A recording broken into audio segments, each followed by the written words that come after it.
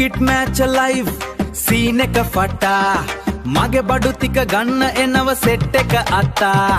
පිටිය ළඟ මගේ කඩේ සල්ලි එනව ජෝර ක්‍රිකට් වඩ ගොඩක් කරලා ජීවිතේ සුපරේ පිටිය ළඟ මගේ කඩේ සල්ලි එනව ජෝර අඩෝ සල්ලි එනව ජෝර අඩෝ සල්ලි එනව ජෝර